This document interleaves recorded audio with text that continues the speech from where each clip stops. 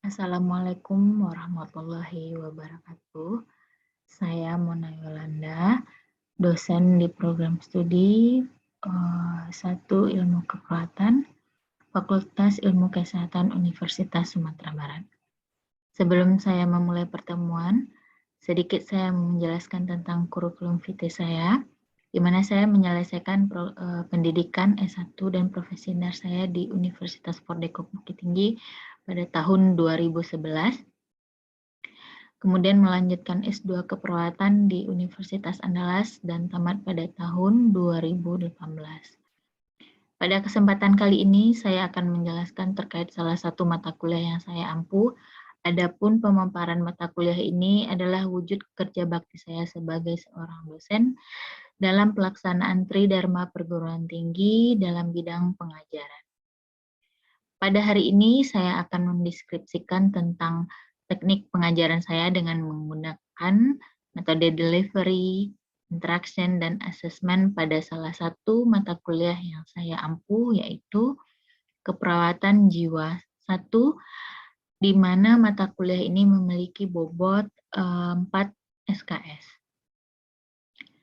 Saat perkuliahan berlangsung, diharapkan seluruh mahasiswa dalam membahas materi-materi yang disampaikan sehingga ada interaksi, diskusi antara mahasiswa dan dosen.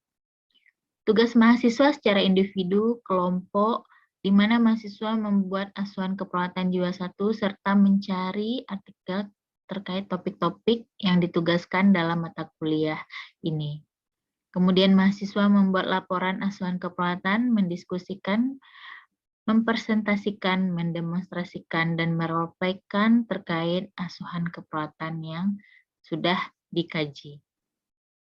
Sebelum saya menjelaskan lebih lanjut tentang teknik mengajar saya akan menjelaskan terlebih dahulu tentang deskripsi luaran yang diharapkan dan metode pembelajaran pada mata kuliah keperawatan jiwa.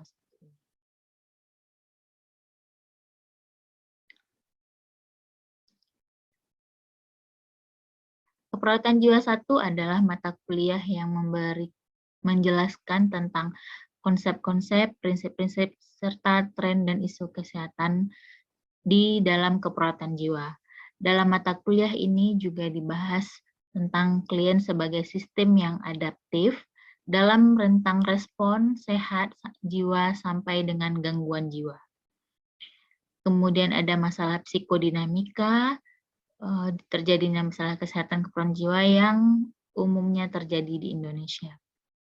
Nah, upaya keperawatan dalam mencegah keperawatan jiwa ini adalah untuk pencegahan primer, sekunder, dan tersier terhadap klien dengan masalah psikososial dan spiritual serta gangguan jiwa, juga merupakan fokus dalam mata kuliah ini, di mana nanti termasuk hubungan terapeutik secara individu dan dalam konteks keluarga. Dalam pemaparan terapi modalitas keperawatan, pengalaman belajar ini akan berguna dalam memberikan pelayanan asuhan keperawatan jiwa dan integrasi keperawatan jiwa pada area keperawatan lainnya.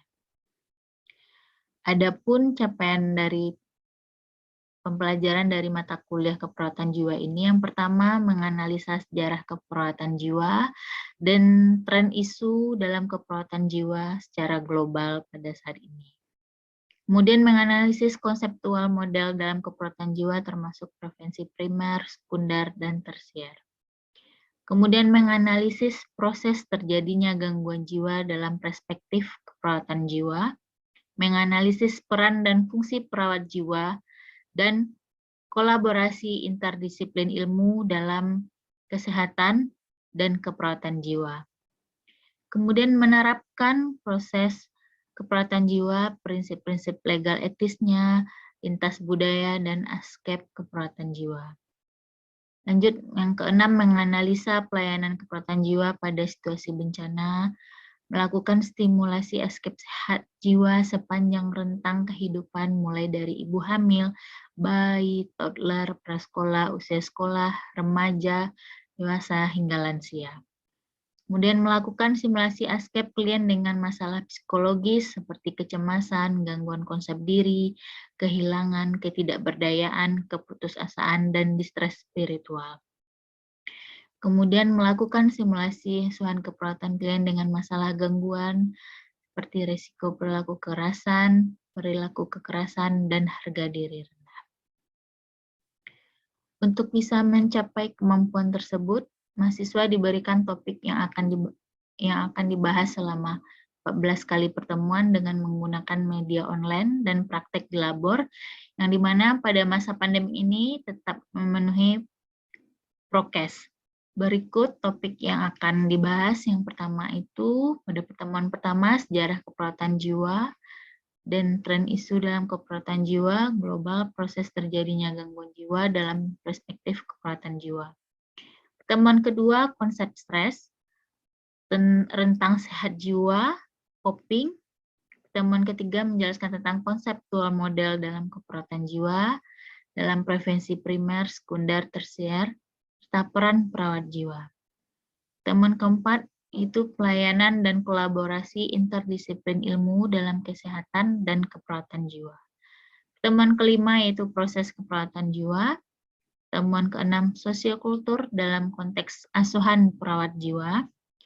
Pertemuan ketujuh legal dan etik dalam konteks asuhan keperawatan jiwa. Pertemuan 8 yaitu manajemen ASCAP sehat jiwa sepanjang rentang kehidupan, mulai dari ibu hamil, bayi, toddler, prasekolah, usia sekolah, remaja, dewasa, dan lansia. Yang ke-9, asuhan keperawatan klien dengan gangguan konsep diri. 10, asuhan keperawatan klien dengan kecemasan dan kehilangan. Pertemuan 11, asuhan keperawatan klien dengan ketidakberdayaan dan keputusasaan. Pertemuan ke-12, asuhan keperawatan klien dengan distres spiritual. Pertemuan ke-13, asuhan keperawatan klien dengan risiko perilaku kekerasan. Pertemuan ke-14 itu asuhan keperawatan klien dengan perilaku kekerasan dan harga diri rendah. Karena masih berada dalam kondisi pandemi COVID-19 yang belum memungkinkan dilaksanakan perkuliahan secara tatap muka langsung, maka perkuliahan sampai saat ini masih dilakukan secara daring. Proses pembelajaran mata kuliah ini dilaksanakan melalui teori dengan pendekatan student-centered learning dan praktikum laboratorium di kampus. Nah, setelah kita tahu gambaran singkat tentang mata kuliah yang saya ampu, selanjutnya saya akan menjelaskan teknik mengajar saya dengan metode delivery, interaction, dan assessment. Yang pertama, delivery adalah bagaimana saya menyampaikan perkuliahan kepada mahasiswa.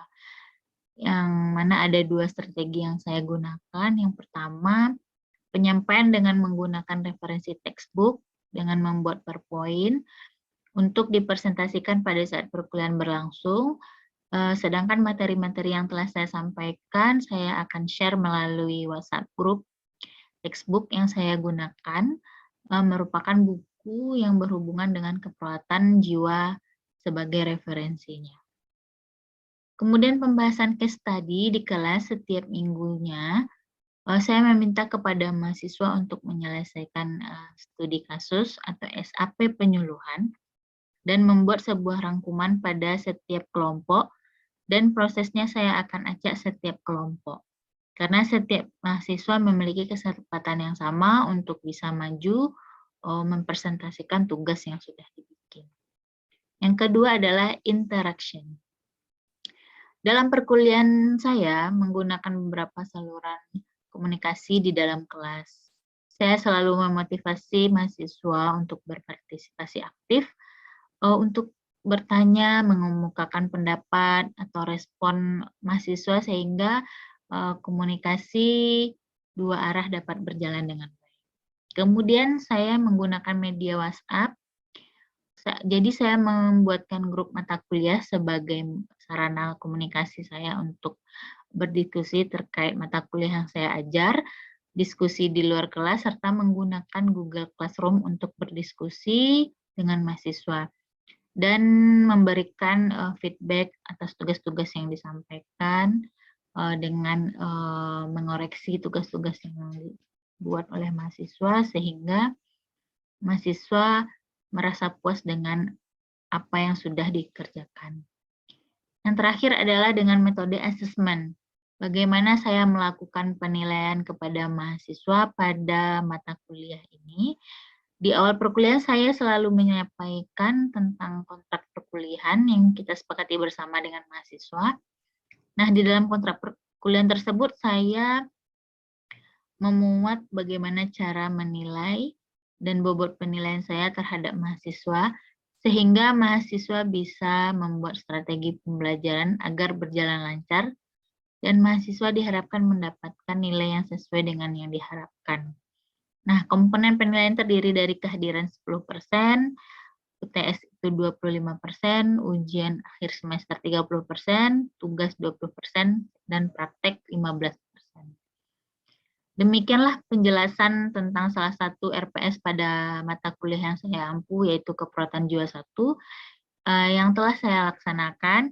Dan berikut cuplikan tentang pelaksanaan pembelajaran yang saya laksanakan pada mata kuliah Keperawatan Jiwa 1 secara online menggunakan Zoom Meeting. Baiklah, Assalamualaikum warahmatullahi wabarakatuh.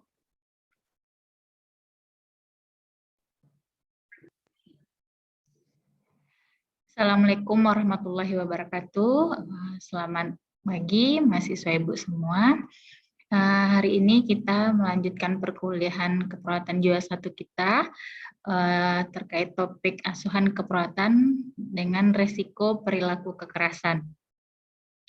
Nah, sebelum Ibu mulai kepada perkuliahan kita hari ini terkait perilaku kekerasan, sedikit Ibu akan mengulas, menanyakan terkait perilaku kekerasan. Mungkin ada dari beberapa mahasiswa yang pernah mendengar terkait perilaku kekerasan.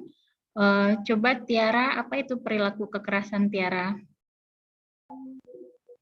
Ya Bu, perilaku kekerasan itu suatu tindakan yang tidak wajar dilakukan Bu. Seperti apa Tiara yang Tiara tahu? Seperti memukul. Ciri-ciri orang dengan perilaku kekerasan, Tiara tahu? Ciri-cirinya suka murung Bu, terus kayak orang ketakutan gitu. Oke. Terima kasih Tiara atas jawabannya. Baiklah, untuk lebih jelasnya akan Ibu jelaskan terkait apa itu perilaku kekerasan. Kita mulai dari pengertiannya terlebih dahulu. Resiko perilaku kekerasan merupakan perilaku yang memperlihatkan individu tersebut dengan mengancam secara fisik, emosional, dan atau seksual kepada orang lain. Ya. Jadi udah mulai mengatakan kata-kata yang sudah mengancam, nanti saya pukul ya, nanti awas ya, kalau ketemu saya tampar kamu, itu sudah kata-kata mengancam yang mengarah kepada perilaku kekerasan. Nah, perilaku kekerasan sendiri adalah suatu bentuk perilaku yang bertujuan untuk melukai seseorang secara fisik maupun psikologis.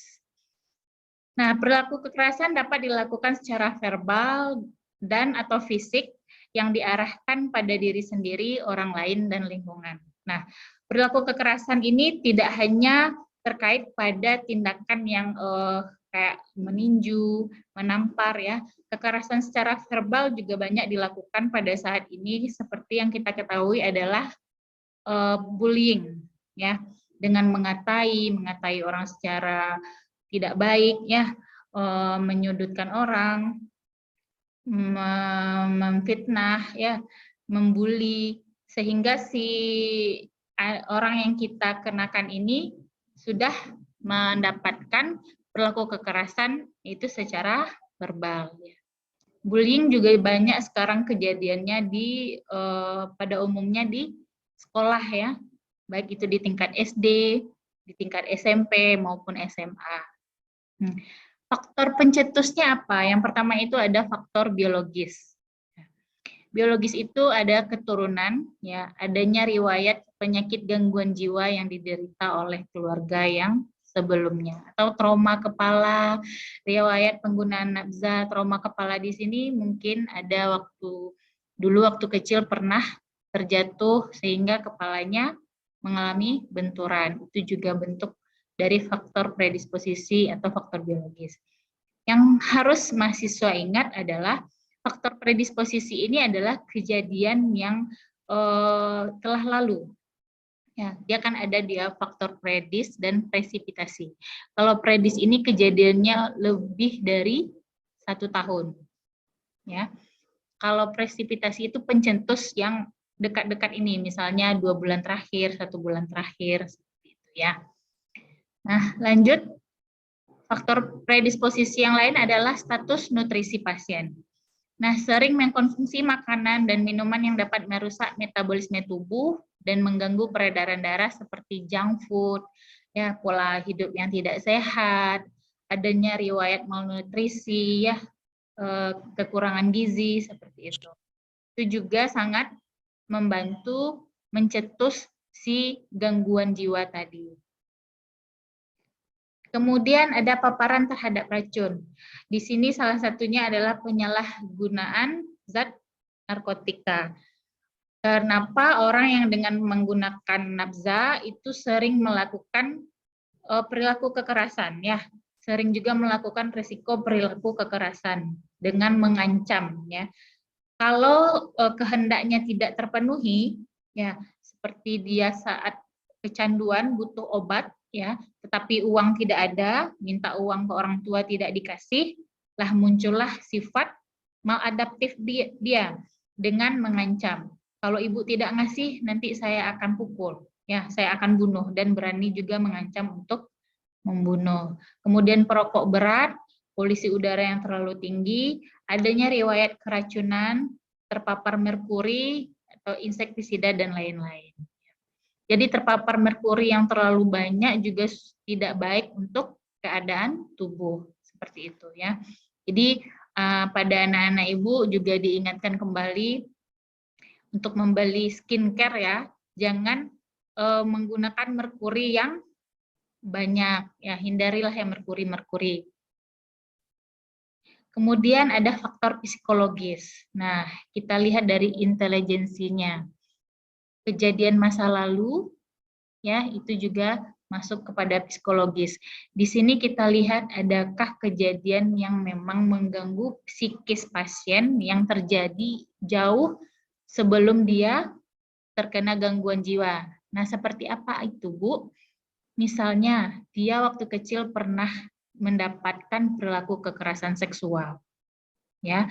Kemudian pernah melihat kedua orang tuanya bertengkar, ya, bertengkar hebat, saling menyakiti, seperti itu. Biasanya anak-anak yang dengan melihat keadaan orang tuanya atau yang kita sebut broken home itu memiliki dampak psikologis yang tidak baik untuk dirinya. Jadi ditanya, mungkin pernah dapat bulian waktu di sekolah, ya, pernah dirundung sama teman-temannya, ya, sering di kompas seperti itu, ya, sering dikerjai seperti itu. Itu juga bentuk kejadian-kejadian psikologis yang dapat mengguncang atau mengganggu kejiwaannya. Kemudian kurang konsentrasi, kemudian prestasi akademik yang menurun.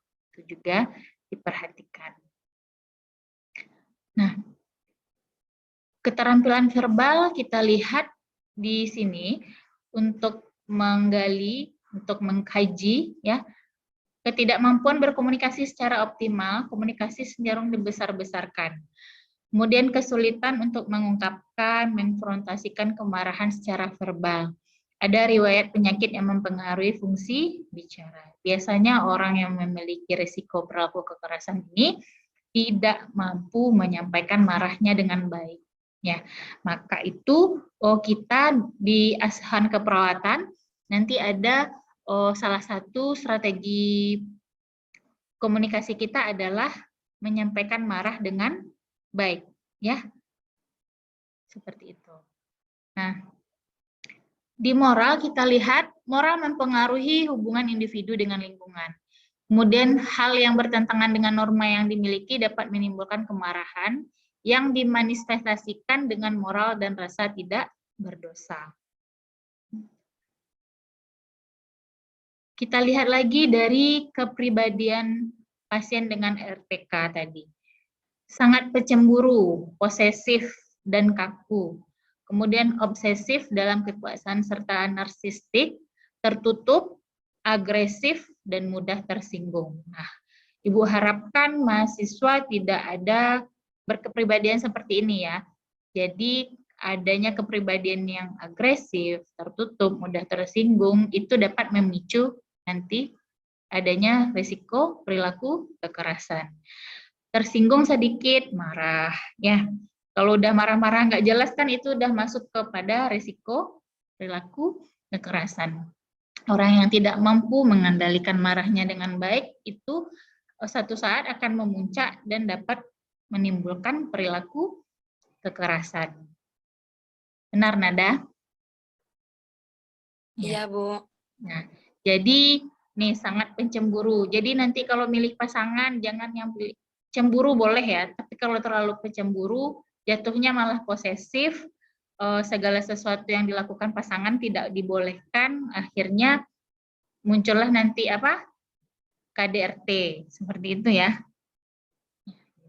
Jadi pakailah sifat itu yang benar-benar stabil di dalam diri kita. Jadi nggak cemburu boleh, jadi jangan yang berlebihan. Ya, posesif juga tidak baik kalau terlalu berlebihan. Seperti itu. Kepribadian yang harus kita kendalikan di dalam diri kita. Kemudian motivasi. Nah, dilihat dari ketidakpedulian, sikap meremehkan, pesimis dalam menghadapi permasalahan, kurang mendapatkan penghargaan sejak kecil. Nah, orang yang gimana ya, kurang mendapatkan penghargaan sejak kecil, sering dibanding-bandingkan, ya, segala upayanya tidak dihargai, seperti itu. Ya, jadi biasakan kalau orang membantu kita atau orang berusaha untuk mendapatkan hal-hal yang baik untuk dirinya, upayakan selamat ya, wah kamu bagus ya. Memberikan reinforcement positif itu kan bagus ya, kepada siapapun, kepada teman, kepada adik kita yang sudah membantu kita, ya.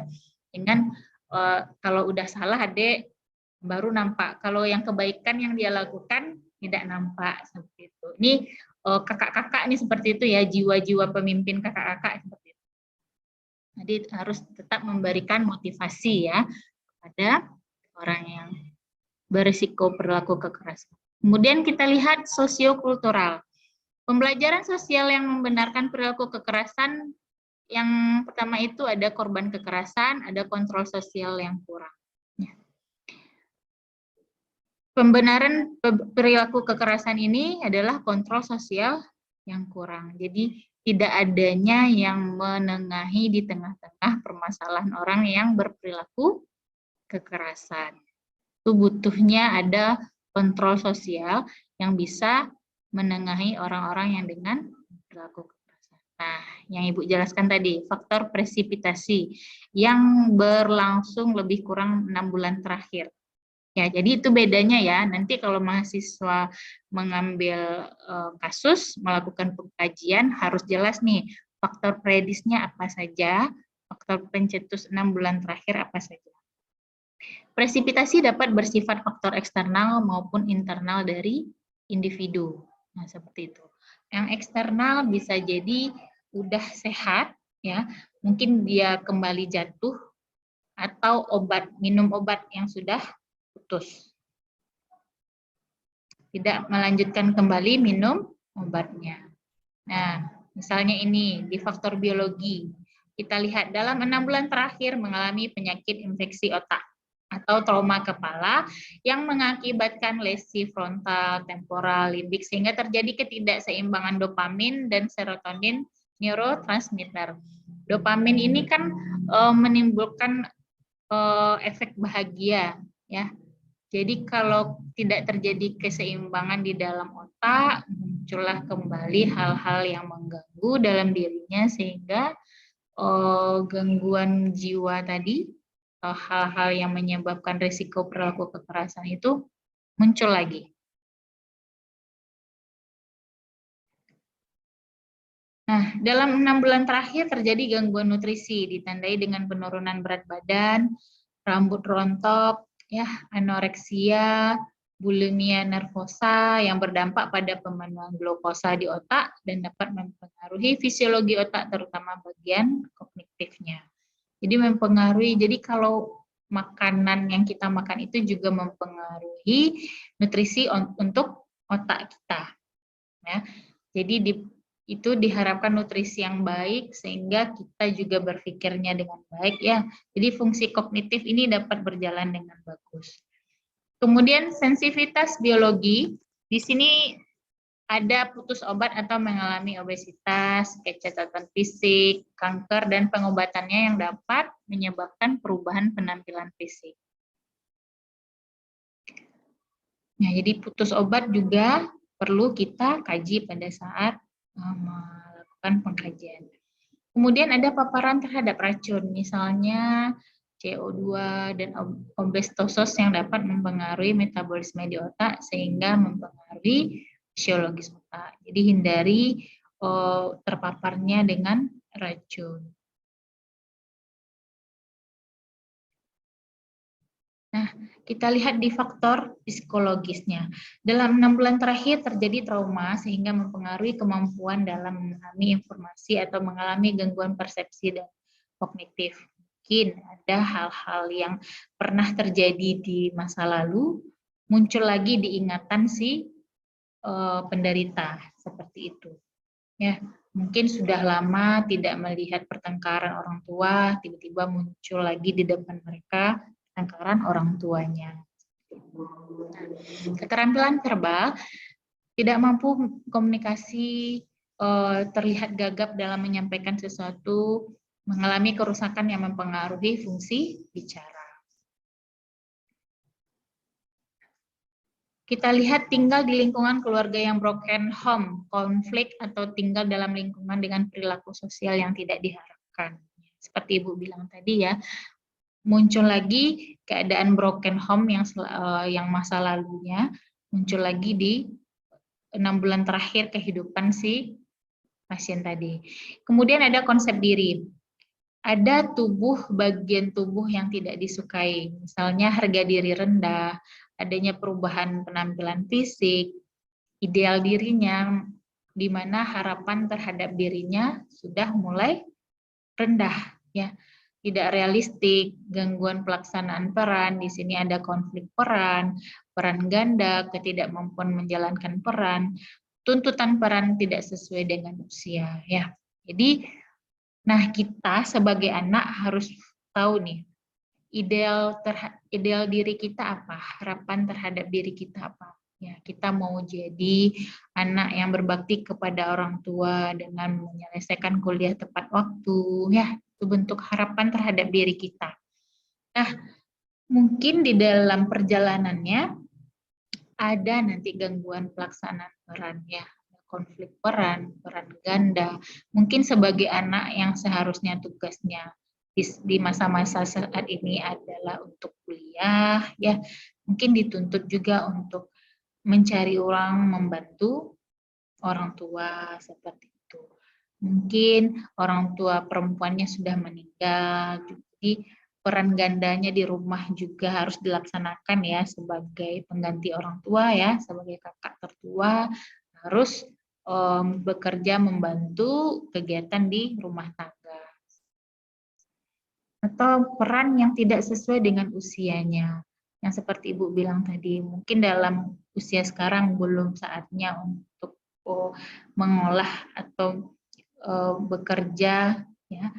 Udah kita pikul hal tersebut, itu bentuk tuntutan peran yang tidak sesuai dengan usia. Kemudian ada simptomatologi psikosis, misalnya perintah, halusinasi pendengaran, penglihatan, delusi paranoid, proses pikir yang tidak logis lah. Nanti dalam psikologisnya muncullah nanti kayak halusinasi terkait halusinasi pendengaran, penglihatan. Kemudian kita lihat self control, tidak mampu melawan dorongan untuk marah dan ketidakmampuan mempercayai orang lain. Motivasinya tidak mempunyai motivasi untuk melakukan aktivitas.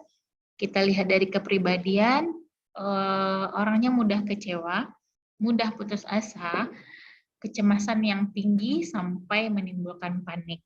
Ya, nah tingkat cemas orang ini kan berbeda-beda ya. Jadi sebagaimana mungkin nanti kita bisa mengontrol cemas dengan baik. Mungkin antara ibu dengan Chelsea cemasnya berbeda. Misalnya kalau mau ujian, mungkin ibu masih bisa santai dengar musik. Kalau Chelsea mungkin udah bolak-balik ke kamar mandi seperti itu ya karena cemas. Karena kan orang cemasnya berbeda-beda, copingnya pun juga berbeda. Maksudnya mengontrol cemasnya pun juga berbeda-beda. Mungkin kalau ibu cemas, ibu lebih suka dengerin musik, ya ngobrol sama teman. Nah, kalau Chelsea mungkin menyendiri di sudut sambil goyang-goyangkan kakinya, itu tanda cemas kan seperti itu ya, sering gerak-gerakan kakinya. Nah, kemudian kita lihat dari faktor sosial budaya.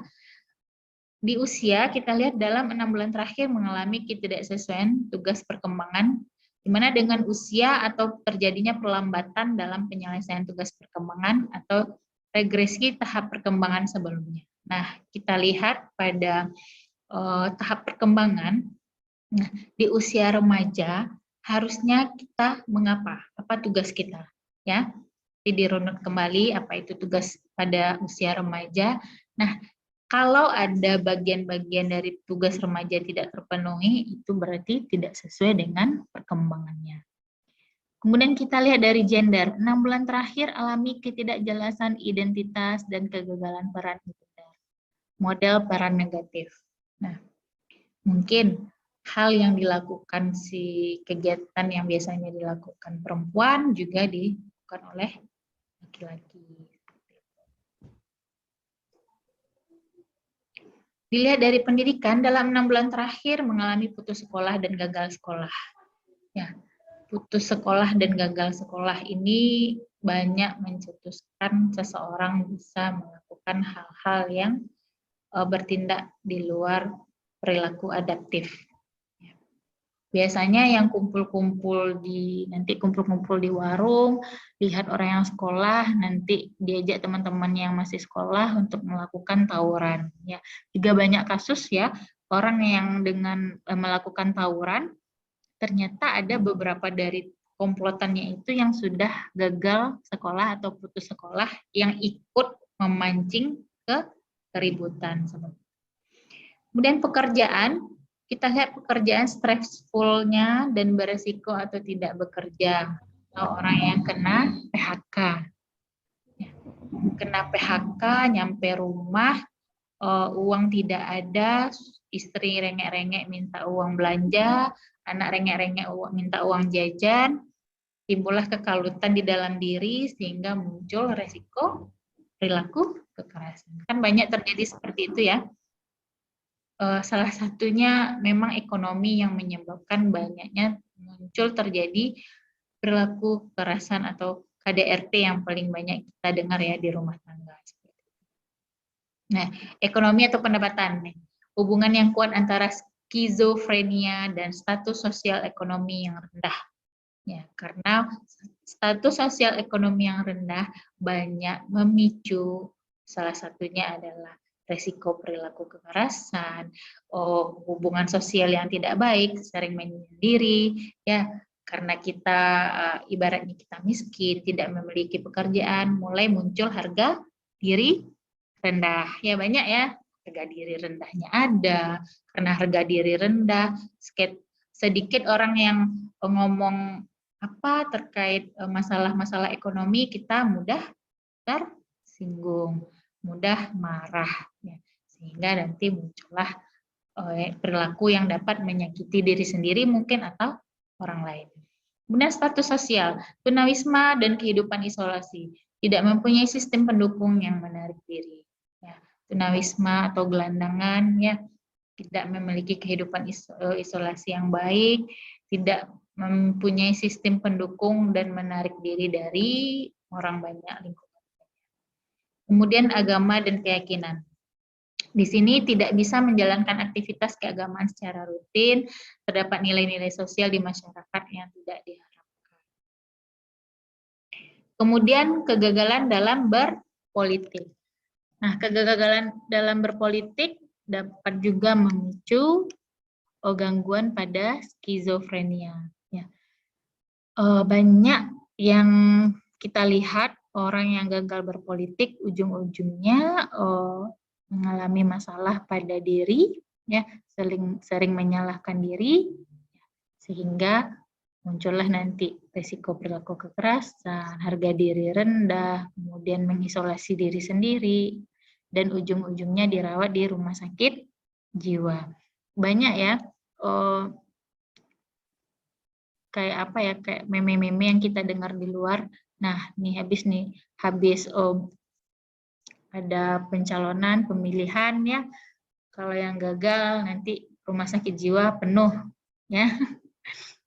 Karena harapan yang terlalu tinggi dengan tidak sesuai dengan ekspektasi, ternyata tidak menang, akhirnya apa? Menyalahkan diri sendiri, uang sudah habis ya.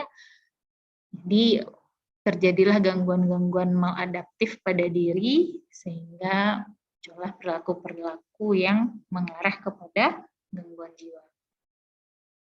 Kemudian kejadian sosial saat ini, perubahan dalam kehidupan, perang, bencana, kerusuhan, tekanan dalam pekerjaan, kesulitan mendapatkan pekerjaan, sumber-sumber personal yang tidak adekuat akibat perang maupun bencana.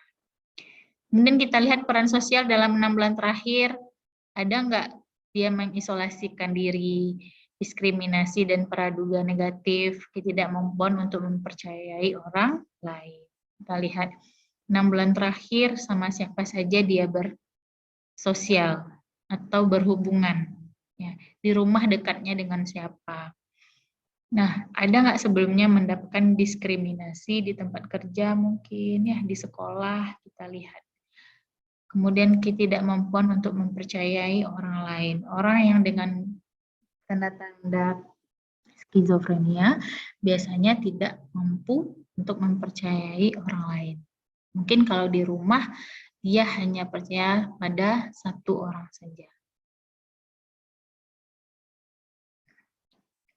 Nah, sumber coping ya dalam menghadapi masalah-masalah tadi, kecemasan yang dirasakan, marah yang dirasakan, itu ada bentuk sumber coping yang harus kita punya. Yang pertama itu ada personal ability, di mana ketidakmampuan untuk mencari informasi terkait dengan masalah, ketidakmampuan mengidentifikasi masalah, tidak mampu mempertimbangkan alternatif pemecahan masalahnya. Yang pertama kita harus mencari tahu dulu informasi-informasi terkait masalah yang dihadapi. Nah, identifikasi masalah tersebut. Ini benar nggak ya masalahnya? Ini bisa nggak diselesaikan dengan baik? Kemudian kita cari jalan keluarnya. Ya, bagaimana cara pemecahan masalah? Nah, kebanyakan dari kita kan sering menyalah-nyalahkan ya. Itu gara-gara si Anu, ini gara-gara si Anu, seperti itu ya. Kenapa kita tidak fokus untuk mencari pemecahan masalahnya agar tidak ada yang saling menyalahkan dan tersakiti nantinya. Kemudian ketidakmampuan mengungkapkan atau mengkonfrontasikan perasaan marah, kesehatan dan energi, kondisi kesehatan terganggu, tidak semangat untuk menyelesaikan masalah. Kemudian social skill tidak mampu mempertahankan hubungan interpersonal. Mengkonfrontasikan perasaan marah, mengungkapkan marah dengan baik. Ya, ada orang yang memang kalau marah itu langsung berkata yang tidak baik, langsung melakukan tindakan perilaku atau kontak fisik. Nah, dilihat kondisi kesehatannya terganggu, ya tidak semangat untuk menyelesaikan masalah, dibiarkan masalah berlarut-larut. Kemudian social skill tidak mampu mempertahankan hubungan interpersonal.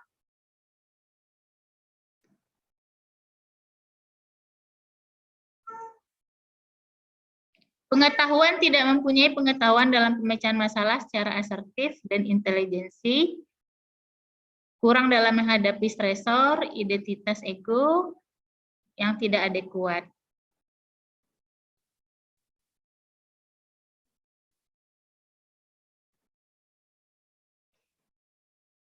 Mungkin itu saja terkait mata kuliah Ibu yang Ibu sampaikan pada hari ini. Ya.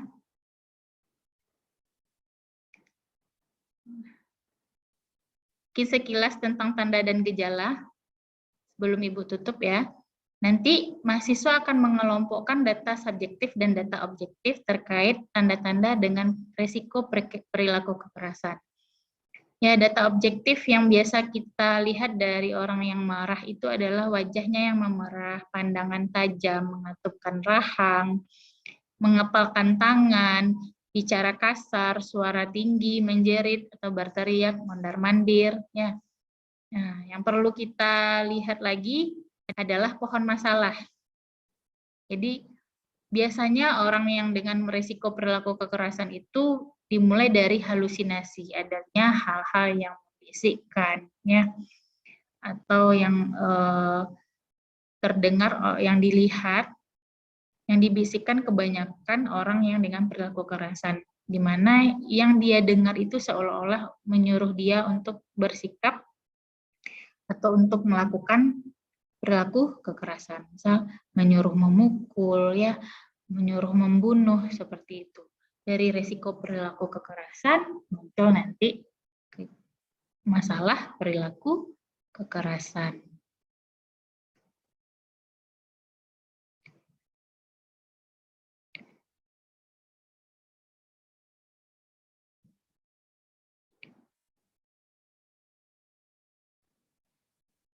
Strategi perilaku kekerasan, mungkin mahasiswa juga pernah mendengar ya tentang SP ya, strategi perilaku pengkajian.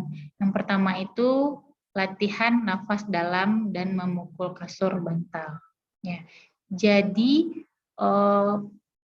pasien skizofrenia yang mengenai kognitifnya ya seperti halusinasi, PK itu SP keduanya tetap minum obat. SP pertama itu latihan nafas dalam dan memukul bantal atau kasur. Selanjutnya yang kedua SP-nya latihan minum obat. Yang ketiga melatih marah dengan cara sosial atau verbal. Ya, menyampaikan marah dengan baik. Kemudian dengan cara spiritual yang keempat. Jadi ada 4 latihan strategi pelaksanaan intervensi pada pasien dengan RPK maupun PK. Ya. Mungkin itu saja yang dapat Ibu sampaikan terkait perkuliahan hari ini tentang asuhan keperawatan dengan risiko perilaku kekerasan. Terima kasih waktunya kepada anak-anak Ibu. Ibu sudahi. Assalamualaikum warahmatullahi wabarakatuh. Waalaikumsalam warahmatullahi wabarakatuh. Terima kasih, Bu.